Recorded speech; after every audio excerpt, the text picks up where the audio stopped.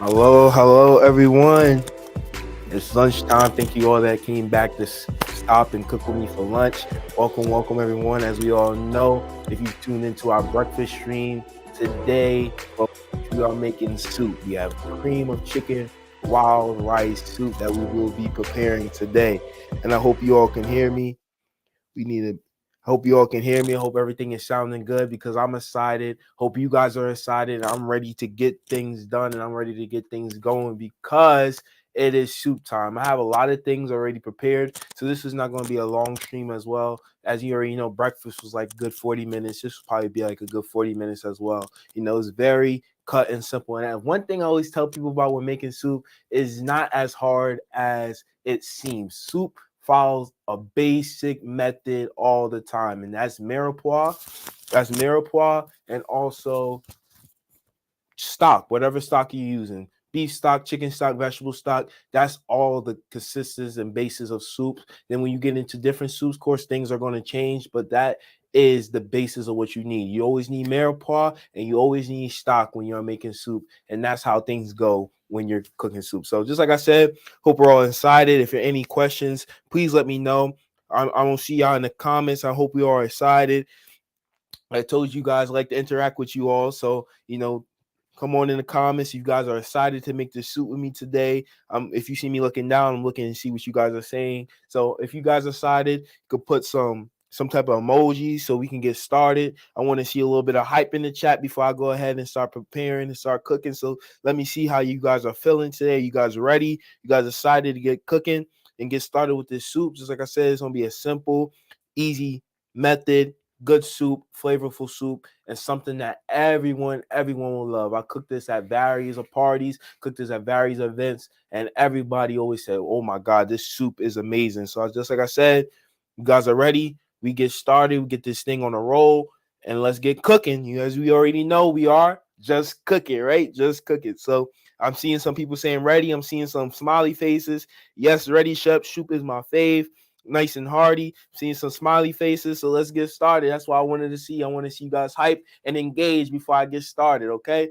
So, like I said, I have a lot of things done already. I have some wild rice here that's already been cooked. Nothing crazy. Being that this is going in a soup, you don't want to cook it until it's mushy. So right here, we just have wild rice. Follow the basic procedures on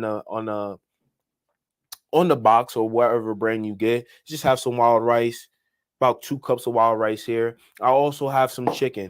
A lot of people, it's preference. A lot of people may cook their chicken within, a lot of people may cook their chicken in the stock when they making the soup. I like to cook my chicken separate. So right here, I have my chicken in which I baked separately. Then since I baked it, when I go ahead and add it into the stock, I'm gonna shred the chicken up, then add it into my stock and stuff while we're cooking. So some people may do the procedure of doing the mirepoix, put the stock, then put their raw chicken in the stock and let it cook and take it out and shred it. But me personally, for time's sake, and I feel it's just easier on everyone, I just like to throw my chicken in the oven, then shred it up, then add it into the stock because it'll make things a lot easier. Here with you. Yes, thank you guys. So just like I said, so here with my chicken, I didn't do nothing crazy. Just a little salt, pepper, poultry season. We know poultry season consists of thyme, marjoram, sage, all those different flavorful things that accompany chicken real well. So we have that. So I just put that on there, a little oil, and I put it in the oven on 375 for about a good 25 minutes, and you see how that came out. So when we're get ready to go, I'm just going to shred that up for you and just throw it in. So let's get started. Let's get cooking. So I have my stock pot here. I'm going to turn this on to medium heat, so about a good seven. I'm going to throw about 2 tablespoons of butter in there and some ingredients you want to have.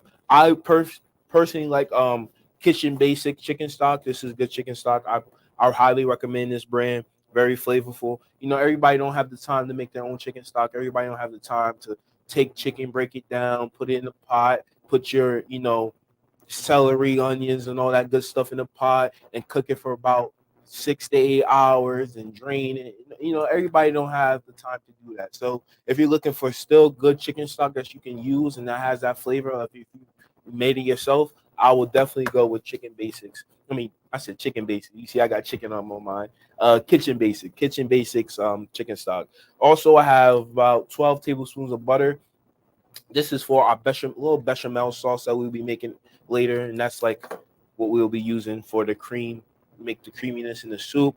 I have a little thyme, a little salt, a little pepper, a little poultry season, a little garlic, and right here I have mirepoix. If you guys don't know what mirepoix is, mirepoix consists of onions, celery, and carrots. It goes 50, 25, 25. So 50% onions, 25% carrots, and 25% celery. So I'm going to go ahead and add my mirepoix in here, some onions and celery. Then over here, I have my carrots that I just roughly chopped. Go ahead and add that in there with the tablespoons of butter I put in there. And we're just going to let that sweat down and saute nicely. You want to get all those flavor incorporated. During this time, I like to season everything that I do. So I'm just going to add a little salt, a little pepper.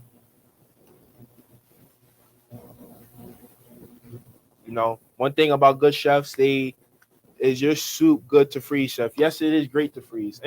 Mostly any soup that you have or make is great to freeze. So mostly when you want to freeze soup, you always want to cook your soup as we are doing today. Then you want to bring your soup down to temperature. Another way you can do it, if you have like a ice pack, you can stick like an ice pack in your soup to, it's like a little paddle that you stick in your fridge and you take it out. It's like a little ice pack and you like stir it around your soup to bring it down to temperature. You can do that, or you can like put your soup in like mason jars and sit it over in like a ice bath of water. But before you just go ahead and freeze your soup, you want to make sure that you bring your soup down to temp. You want to make sure that your soup is not hot before you while you put it in the freezer. So you want to bring your soup down to like room temperature. Then seal it up. Just like I said, I highly recommend like a mason jar, something tight fitting, something tight. You can put it in there and then just throw it in your freezer. But just like I said, before freezing it, you want to make sure that you bring that soup down to temp. Do whatever you can. I mean, what I'm saying? You can leave it out. You never want to leave food out for past 4 hours. If say your soup didn't reach the proper temp in 4 hours, you want to bring it back up to a boil to kill all that bacteria. Then leave it out to drop back to temp. So yeah, great. Thanks. No problem. So always just keep a mind on that. So here we go, sauteing veggies. Like I said, this is coming along well. I mean, once we get done with this soup, you guys gonna be like, oh my god, I can make soup anytime. Anytime. I can make soup anytime that I want. Because soup is very easy. And just like I said, if you follow these basic procedures, you'll be making soup every day of the week because it's simple, it's hearty, and it's full of flavor. So, as like I said, so far, we got the mirepoix in there with the butter and so forth. Salt, letting that saute. Let's do a trivia. Okay, we have 32 ounces, right? We have 32 ounces. So how many cups is that? Come on, I want somebody quick for me. How many cups? How many cups is this? If we have 32 ounces of chicken stock, how many cups do we have? Let's see if anybody on here knows. We have 32 ounces of chicken stock. How many cups do we have? This will be great for this cold weather we're having. Exactly. That's why it's perfect. I'm teaching you guys how to make it today. And I'm making it today, right? 4. Good job. 4. So if that's the case, how many ounces are in one cup? How many ounces are in a cup? 4. Yes, 4 cups. You're correct. You guys are correct. Good job. So how many ounces are in one cup? Little trivia.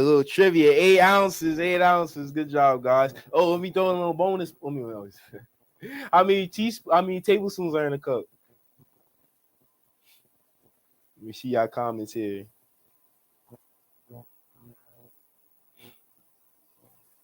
How many tablespoons are in a cup?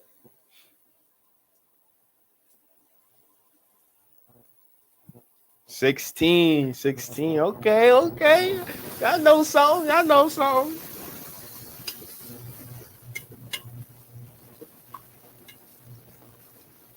I see y'all. 16. Good job. Yep. A little trivia. Nothing crazy. 16. That it is. 16. How about how many teaspoons in a tablespoon? 18. He's like, it's all good. Hey, it took me a while to get these conversions down.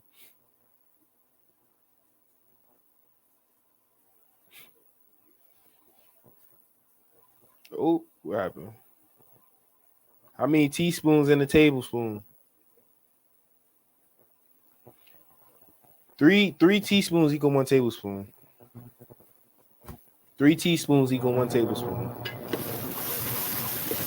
Yo, Quan Williams on a roll. Let me find out he good with these conversions and stuff. Three tea three tea 3 teaspoons in 1 tablespoon. So this is looking good. This is looking nice and sauteing up nicely. So we're gonna add a little bit of garlic into this. I just have some minced garlic. We're just gonna let that saute.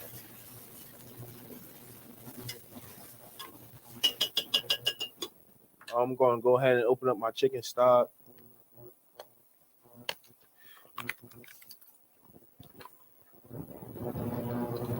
Go ahead, open up my chicken stock. And we're gonna add, so we got 232 ounces. That means this is gonna be 8 cups of stock that we're using. So we're gonna go ahead. I'm gonna go ahead and add my stock in here. Bada bang, bada boom. Add my stock in here. Then to this stock, we're just gonna season it up real nice. If you do me a kind favor throwing this in the trash, I appreciate you. Can you use whole garlic?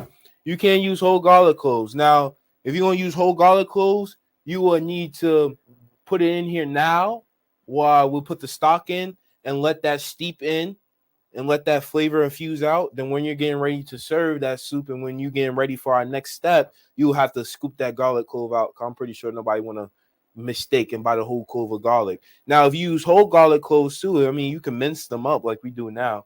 I mean, this is all this is minced garlic. I mean, if you want to use real whole garlic, you can mince it, chop it up. But if you want to like leave the whole clove, then I say I'll put it in now, let all that flavor be drawn from it. Then I will remove it when we're getting ready to enter into our next step. So right now I'm just gonna add a little salt and pepper to this.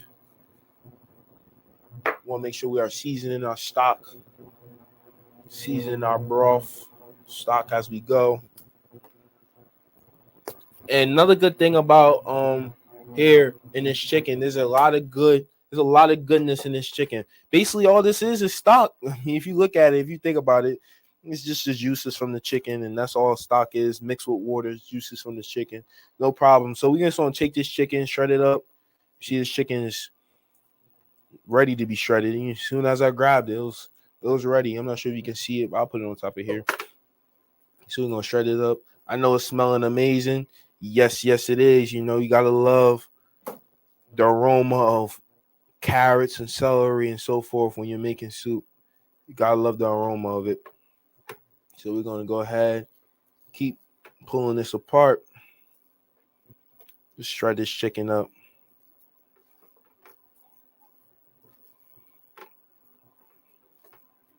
Yeah, so far any what's your favorite soup? Like what's your go-to soup during the winter months?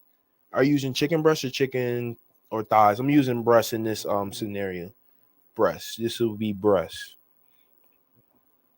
As we all know, chicken thighs can be very fatty and such. But I mean, if that's the preference of chicken you want, you can go ahead and use it. I mean, I would preferably use skinless, of course. Skinless, of course. And being that I'm doing it this way, I like a good lentil soup, nice squash soup, butternut squash soup.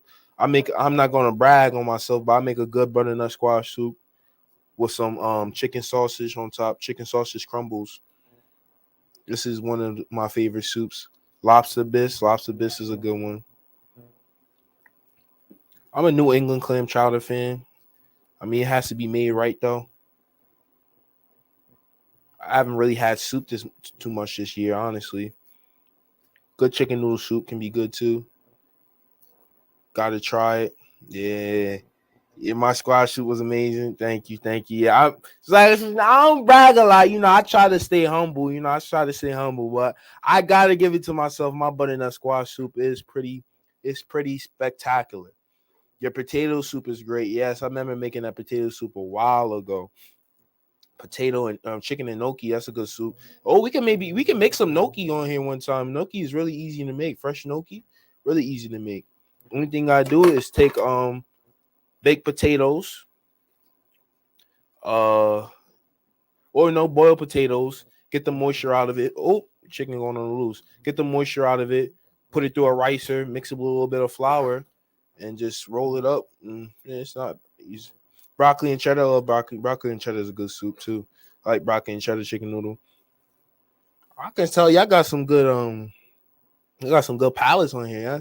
That's saying soups I like. If you cool your soup in longer time, will the flavor be? Of course, anything that you will. All right. The thing with what's gnocchi? Oh, haha. Gnocchi is like a potato dumpling, potato pasta type thing. Yeah, that's what gnocchi is. It's almost like a potato dumpling or potato pasta. Yes, I'm late, but this is a great idea for this weather. Yes, yes, yes. You're the reason. I appreciate it. But yes, again, potato gnocchi is like a potato dumpling, potato pasta type of thing.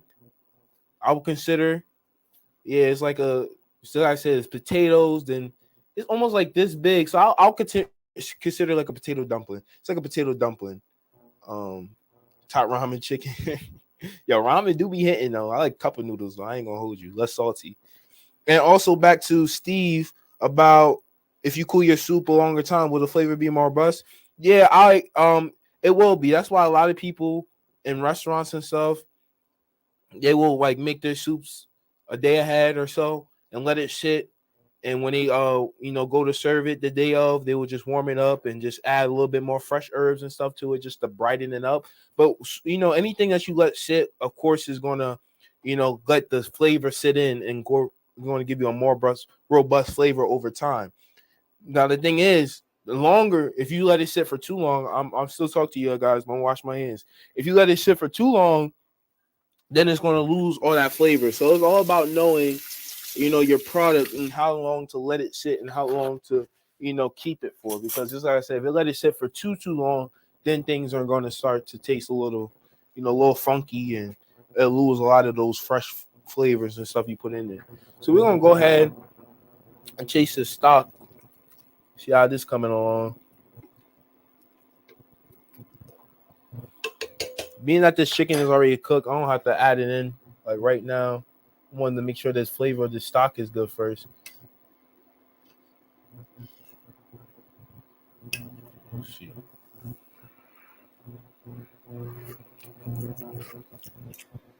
That's pretty darn good. Now, hear me out. Hear me out. We talked about this before. When I say something good, then you guys see me go add more salt into it. It's just like a chef thing. Like it's good, but I just know it just need a little extra brightness to it. So a little salt. I'm gonna add a little bit more pepper to it. No problem, no problem. Just like I say, any more questions? I'd love to answer you guys' questions. So any more questions? Go ahead and ask. That's what I'm here for, And this is brighten that up a little bit more.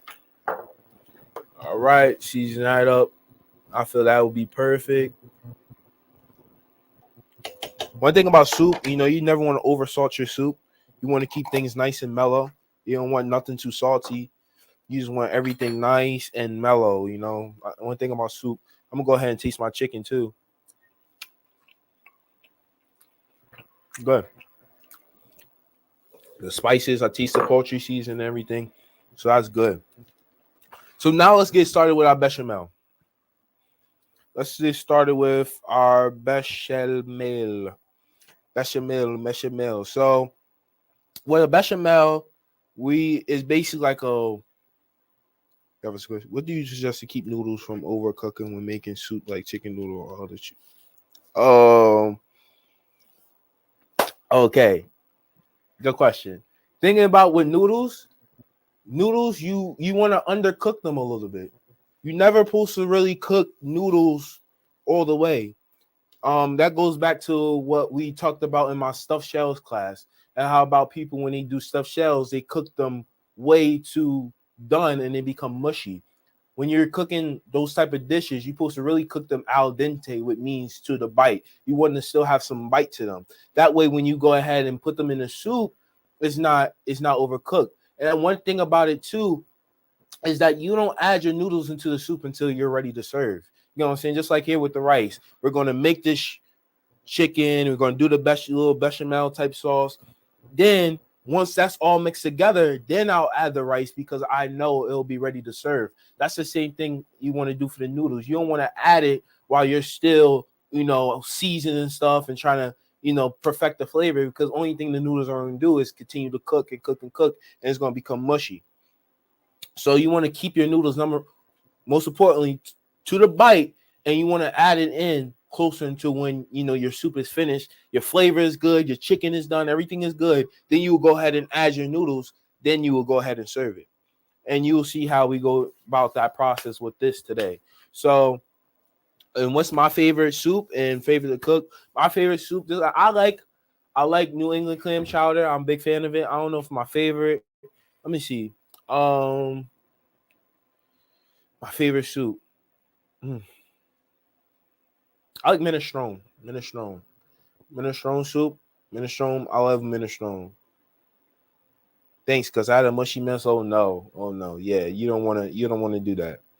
And one thing, I mean, some people like to cook their. Then I said it's preference. Just like I said, some people like to cook their chicken in the stock. Like right now, they will have their raw chicken in the stock, cooking it. Then once this chicken is done, they will take it out and pull it like we're doing now. And some people like to cook their noodles in the stock. Some people like to cook their noodles and add their noodles right to the stock and let it cook in there. It's all preference. I mean, but the thing is, when you're doing that, you got to realize that noodles absorb water. So when you add those noodles in, they're gonna absorb that stock and that moisture that you put in there. So me personally, I like to do my stock, boil my noodles separate, then add it in towards the end. That's my preference. A lot of chefs do things a lot of different ways. So, and my favorite soup to cook, actually, if my favorite soup to cook is the one I'm cooking now. My favorite soup to cook is the one I'm cooking now. And great question. I didn't know that. Yes. We all learn something new every day, including me. I'm never putting myself in a predicament that I can never learn new techniques, learn new ideas, and learn how to cook things a different way. I'm a chef, and there's a lot of great chefs out here, so we all learn from each other all the time. This is good information. Thank you, chef. No problem. So, salt, a preference. Yeah, salt is a preference. I mean, if you're on like a no salt type of diet, this is coming to a boil. So let me turn this down here. If you're on like a no salt type of diet, or you just trying to limit salt is definitely a preference. There's a lot of herbs out here that can add on and give you that salty type of flavor without using salt. So like I'm a big fan of Mrs. Dash, and actually we can use some today. Have Mrs. Dash garlic herb, which is great stuff. I'm actually gonna use some. You want to see me sprinkle a little bit in here. This is great stuff. They have all different types. This brand has all different types. Lemon pepper. I think it has like a garden blend. It has like a regular Italian medley.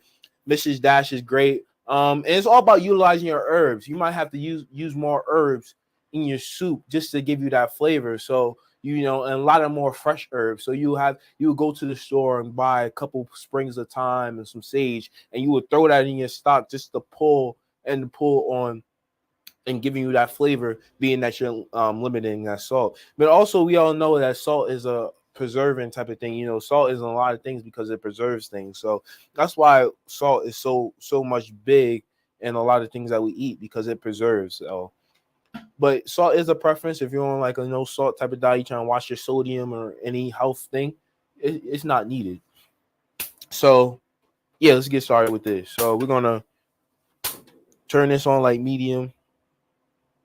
And we're going to do like a bechamel sauce. A bechamel sauce is like a thickened milk. Look at it as thickened milk.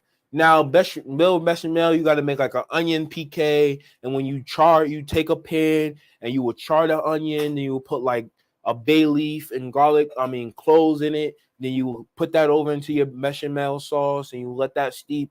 We're not doing all that today because it's not necessary for what we are doing, and it's not necessary for the dish that we're making. But if you were making like a real authentic bechamel sauce, you would char onion, you put a bay leaf in it, you will put the bay leaf in it with cloves, and you set that over into your sauce, and you just let that, let that steep and all that flavor be drawn. But then, like I said, we're not doing that today. Maybe we'll get into that another time. But bechamel is like a basic to all sauce. You use a bechamel when you're making mac and cheese. You use a bechamel for Mornay sauce. You use a bechamel for a lot of things. So this is a good technique just to have, because bechamel is great. The same process that we are doing now, you can go ahead and add some sharp cheese, mild cheese, some Gruyere, some Gouda, whatever the case, and you have like a cheese sauce you could pour over noodles. So we're going to get started with 12 tablespoons of butter. 12 tablespoons of butter, and we're going to go ahead and add that in here. And we're going to go ahead. Could you use a store-bought rotisserie chicken for time's sake, for a quick after workout meal? Yes, you can. Yes, you can. I was actually thinking about doing a little video about that, like me going to the store, picking up a rotisserie chicken, and just like amping it up, like making like a rotisserie chicken with like a curry sauce or something, just so you guys can. I know time and stuff is like that is very detrimental. You got kids and stuff you got to feed, but you still want something good. You don't want to just slap rotisserie chicken on a plate and call it a night. You might want to add like a sauce or something to it. So, but yes, that's a great idea, and it's definitely something you can use. A lot of people actually, that's what they do. They go take rotisserie chicken and use that instead. So we have our butter melting here. I have about a cup of flour.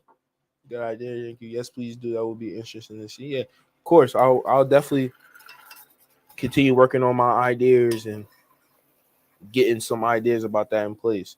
So we're gonna go ahead and add our flour in here. I'm gonna turn the heat up a little bit. Look.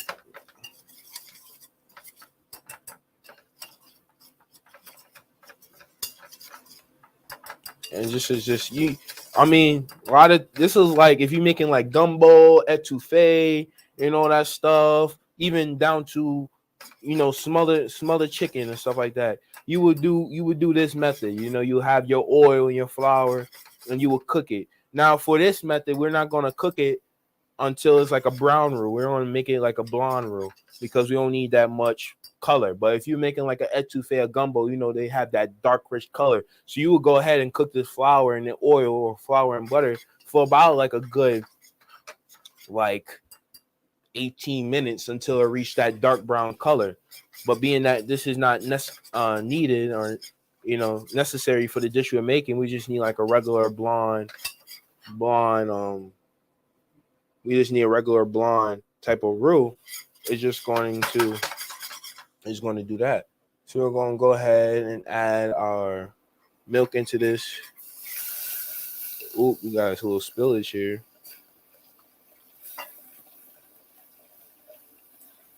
Stir that in. Looks so good. Thank you. I appreciate it. Go ahead and add the rest of our milk here and there. I'm going to just stir that up. Stir it up. And let all that. Appreciate it. Clean up my mess. Clean as you go. Big thing about cooking, cleaning as you go.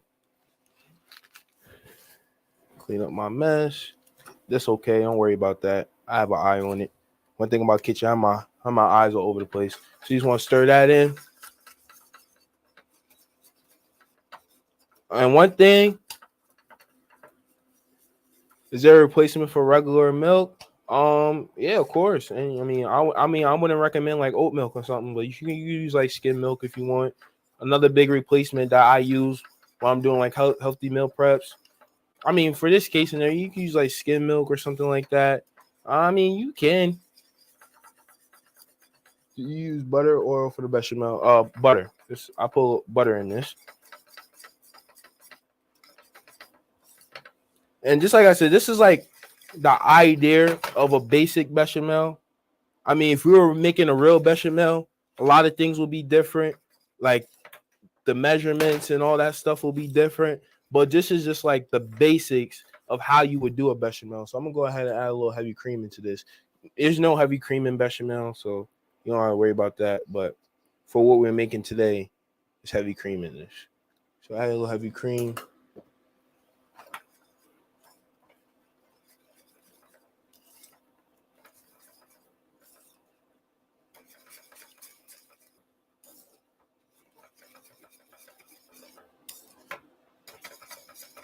So we're going to whisk that up here.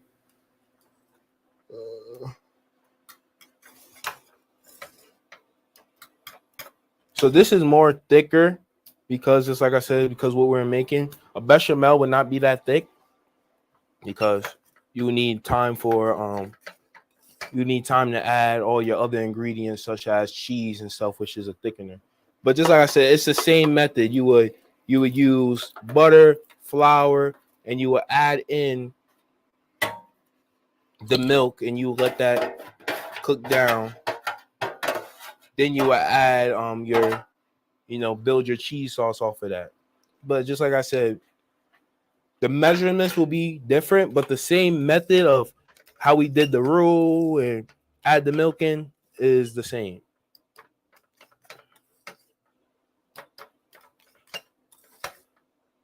Add a little more heavy cream here.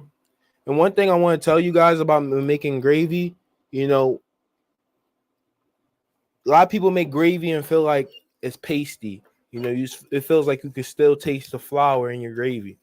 It's because you have to add your chicken stock or add whatever liquid you are using to your gravy, and you have to leave it on like low heat and let all that flour cook out.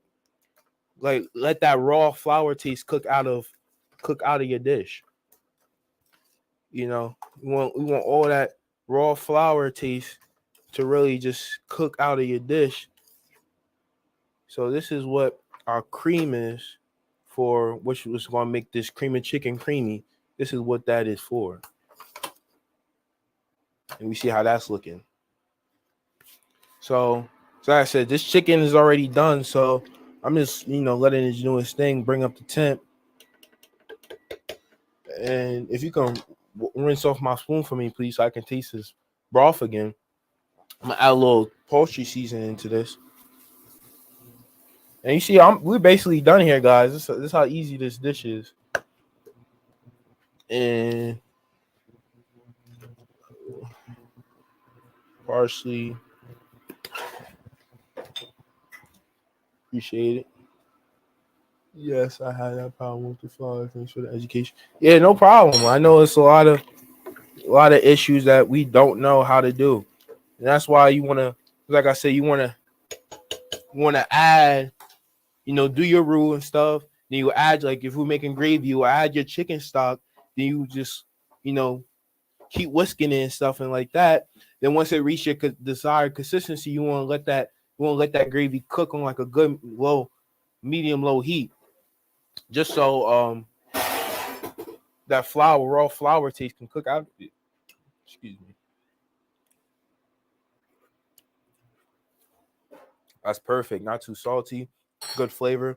So I'm gonna go ahead and use this whisk and go ahead and begin to add this cream into it.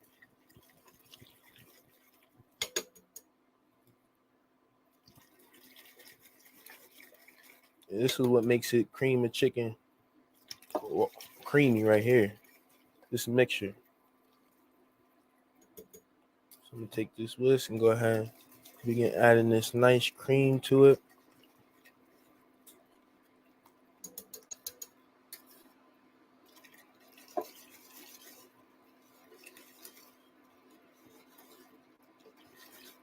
It's smelling delightful. It's looking good, looking nice and creamy.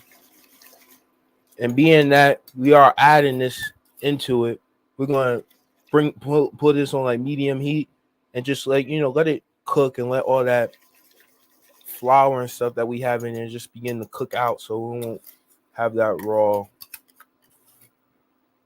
taste to it. We're just gonna let that cook and do its thing. One thing about cooking, like, always have like an extra chicken stock on you, because just in case, you might be like, oh, it's a little bit too thick. Only thing you gotta do is maybe add a little bit more stock to it, just to bring it back to life. So we're gonna cook that and let that go for a little bit. And while that's going, I'm gonna clean up my station so we get ready for plating. Is it better to add the cream in little by little? Yes. You see how I did? You see how I did whisk by whisk? You see I took a whisk, whisk it in, then took another whisk, whisk it in. That's how typically you would want to do that.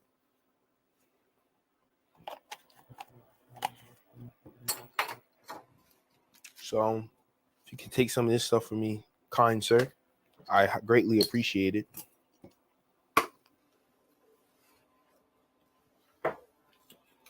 My salt, I keep my own salt. Any more questions so far? Just like I said, this was a quick, easy thing right here. We're basically coming to the end of how to do this, or how to make this soup. So like I said, so if you do it like I did, just like I said, pre-cook your rice, pre-cook your chicken like that. Only thing you gotta really focus on is this right here. It's the stock, making sure your stock is flavorful.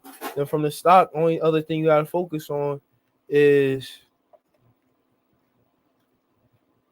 just making the creamy mixture to make it all nice and creamy, and this is looking fantastic. Honestly, it's looking great. Now, typically, you would just go ahead and once it's ready to cook, add your rice in there. But what I'm gonna do today is I'm going to add a little bit of rice into the bottom of my bowl. That's another thing you could do if you're serving this to someone. If you have bowls and you want to do nice presentation, take the rice, add it to the bottom of the bowl, then just ladle the mixture on top like this. And just because we add that cream into it, I just want to brighten it up a little bit with some more salt, a little more pepper.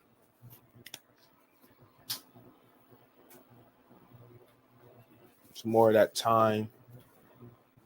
Any questions so far? How are you guys enjoying how to make this soup? Pretty easy. Told you, soup. All soups are basically like this. You basically make all soups like this. You want to stir that in.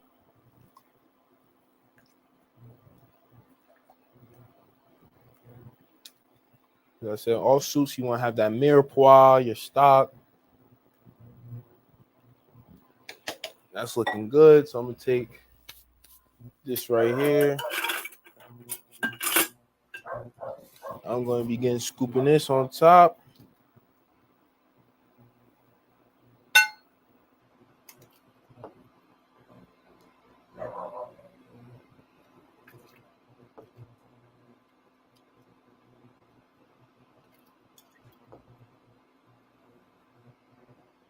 And there you go. If I could get a paper towel just so I can clean the edges of my bowl.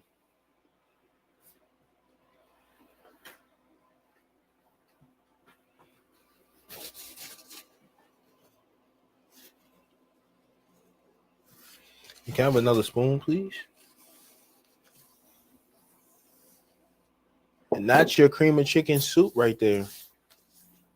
You're a great teacher, Chef Anthony. I appreciate that. That's your soup. That is your soup. I'm going to go ahead and get a little video going.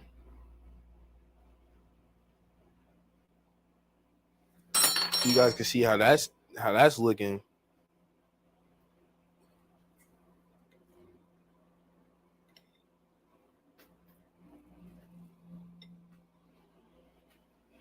That's your soup. Let's taste it.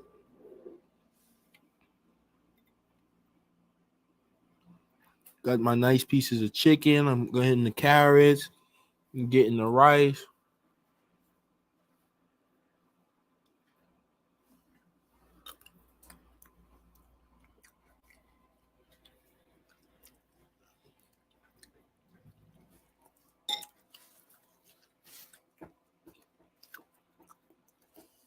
That's good.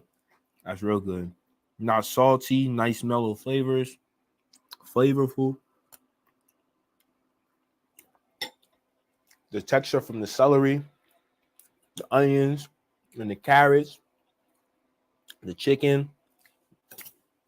Can't beat it. Can't beat it, guys. Honestly, you just can't beat it. Your smile says it all. I'm glad that it can speak how well it tastes.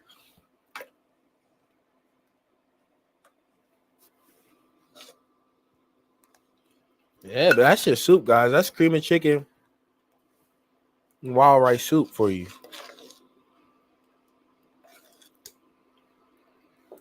So I was just checking that, make sure it's not burning. That looks amazing. It tastes amazing. Looks very good. Thank you. Approximate time for this, I would say about a good 45 to an hour. Being that, like I said, the chicken take like 25 minutes. Um, the rice takes about 20 minutes. So that's what 45 minutes right there. And add on like another 25 minutes to do what we did here. So I'll say about a good hour or so. Oh boy, even that description sounds amazing. Thank you. I was trying to taste it through the phone. Thank you guys. Yeah, so I'll say like a good hour to make this meal. This is great. I'm going for another bite.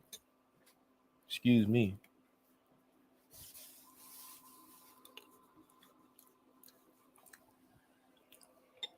I haven't had soup all season, so this is really touching the spot. But yeah, that's cream and chicken, wild rice soup. Any more questions, concerns?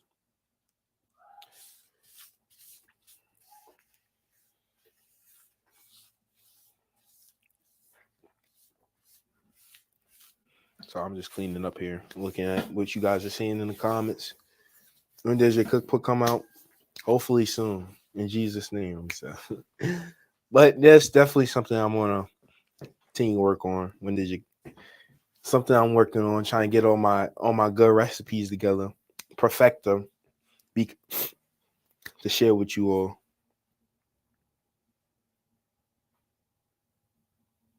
Sorry. Okay.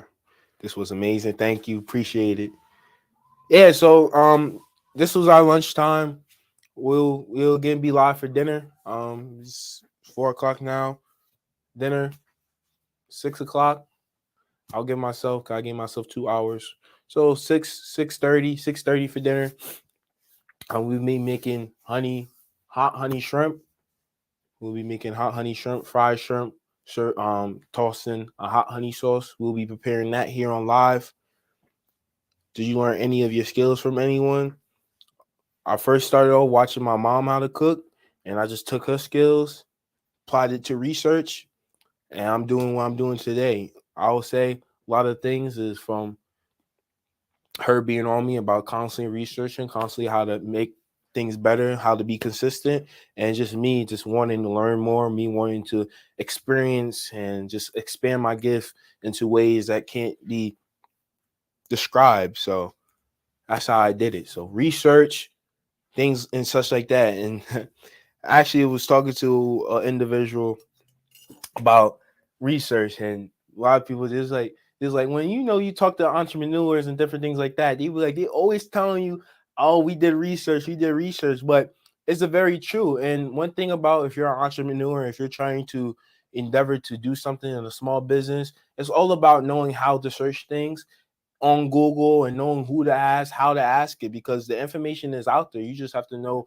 how to put it in words. You might put it in one way on Google, and Google's not going to give you the results you're looking for. You can't give up and just say, "Oh, I can't. I didn't find it, so I'm not going to find the answer I'm looking for." No, take that what you're searching and reword it in another way, and trust and believe you will find those those answers and those different things that you're looking for. So it's like I said, if you're a young entrepreneur, you're trying to perceive and do a business, research, because it's out there. You just have to know how to find it, how to look for it. Then not only just take what you research and apply it to, your gifting. If you find something like that, take it and apply it. Like I said, I researched and I seen different things and I took it back into my lab, and which this is my lab, and I added my own twist to it. I added my own things that and combined research to make what I do today great. So like I said, research is great. It's out there, and you guys can accomplish it. I know as many people, striving to be entrepreneurs and different things like that. So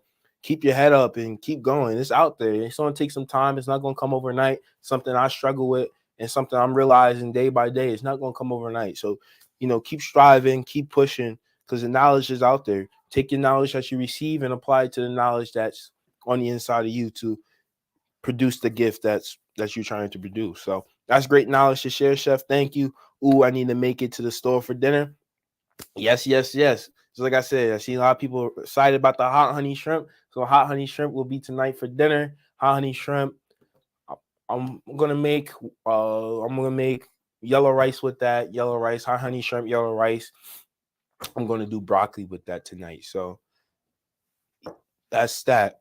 It's like I said, around 6:30, look for that notification for me to go live for dinner. Hot honey shrimp will be going live. That'll be a exciting time. It's going to be a nice, simple, easy, quick, another dinner. Everything we've been making today has been straight to the point, and that's what I'm trying to get across to you guys. Straight to the point, not too much going on. You guys get the basics. You guys get the concept so you can go home and do it yourself. Looking forward to it. I'm looking forward to seeing your name pop up in the comments again at 6:30. Cliff. So notification is on. Thank you. I appreciate it.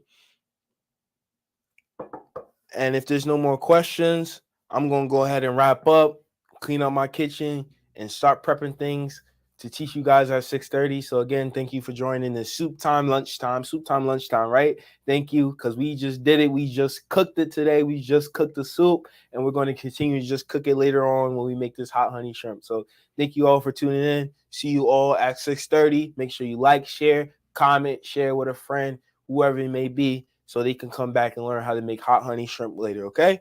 See you all later.